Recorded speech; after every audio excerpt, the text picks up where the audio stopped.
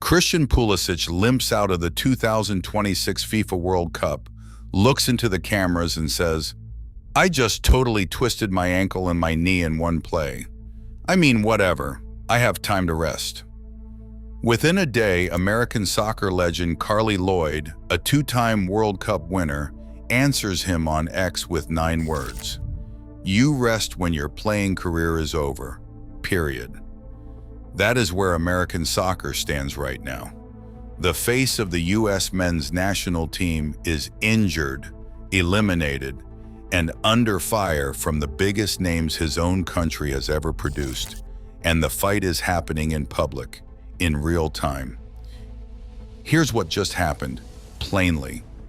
On July 6, 2026, the United States lost 4-1 to Belgium in the round of 16, the first knockout round, at Lumen Field in Seattle, in front of 66,925 fans, per ESPN.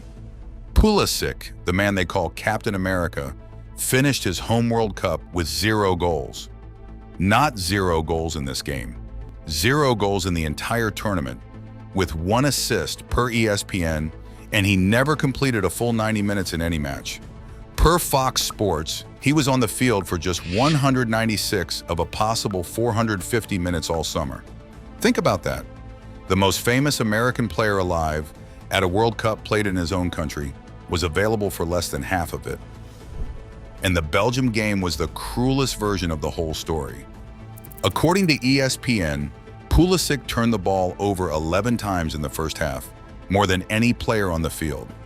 In the 59th minute, trailing 3-1, he went off injured, replaced by Sebastian Berhalter, after his leg collided with Belgium captain Yuri Tielemans on a shot attempt. No foul was called. He tried to limp through it for several minutes. He could not. Coach Mauricio Pochettino confirmed afterward the substitution was forced by the injury, not a tactical choice. The final was 4-1, according to ESPN, the most goals the US has given up in a World Cup game since 1990. Now the pile-on. On Fox's post-game show, Carly Lloyd goes first. "I gotta be honest, I was a bit disappointed with Christian Pulisic. I think whether he wants to be the star of this team or not, we didn't see enough from him in this particular game, and really the whole World Cup. Little glimpses here and there." She says the team looked tentative, scared, just not confident on the ball. She says they lost the game before they even stepped out onto the pitch. Then FS1's Nick Wright goes further.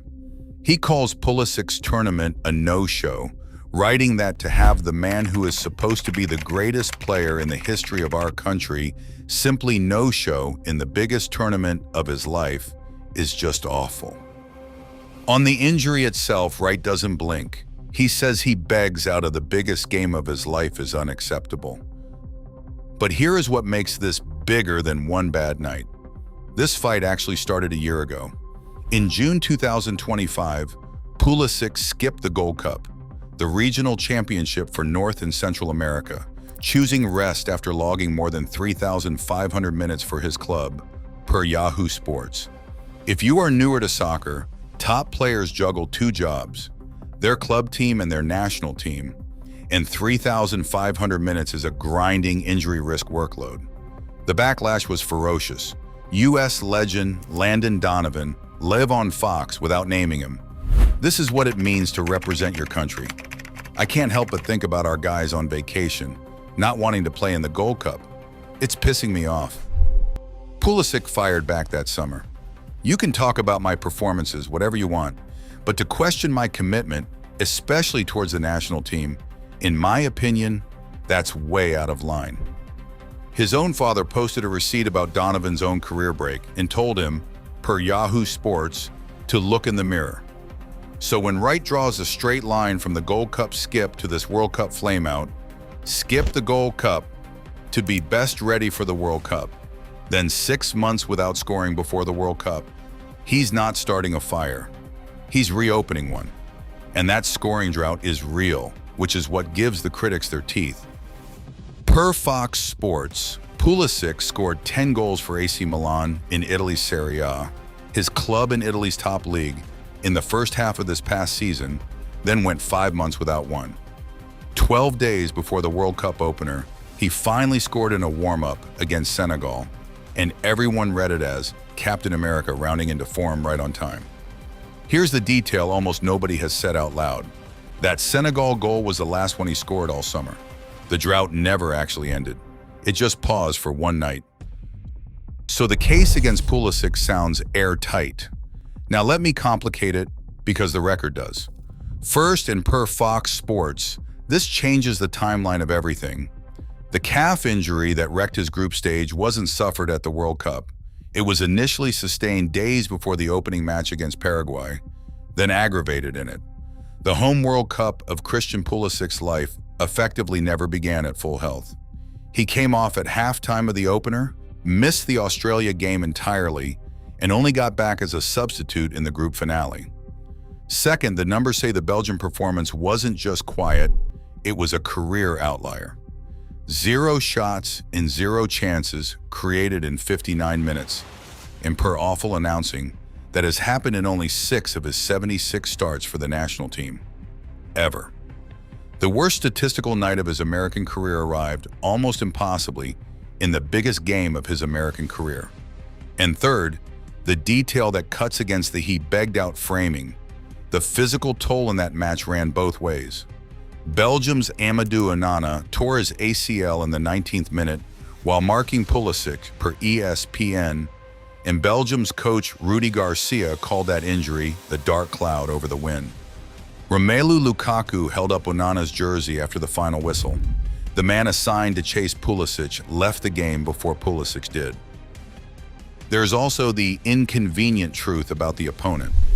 Belgium came in on an 18-game unbeaten run, according to ESPN, and had already beaten this U.S. team 5-2 in a warm-up in March.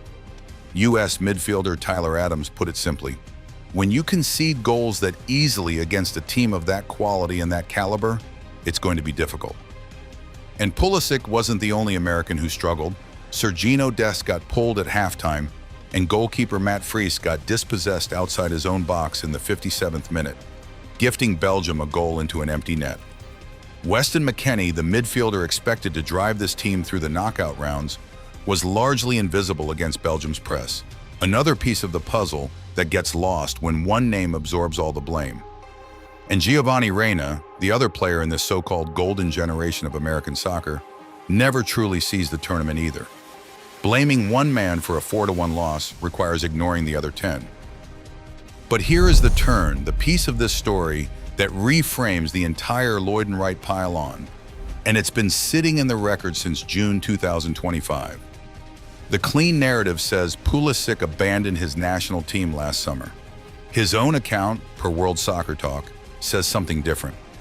He asked to play in the 2 friendlies right before the Gold Cup, a partial compromise, show up, then rest, and Pochettino's staff turned him down, preferring a consistent roster.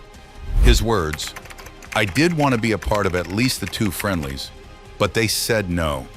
I respected it, but I didn't fully understand it." So ask yourself, how much of the commitment narrative that's burying him this week survives the fact that he offered to come in and was refused by the same coaching staff whose own future is now completely up in the air?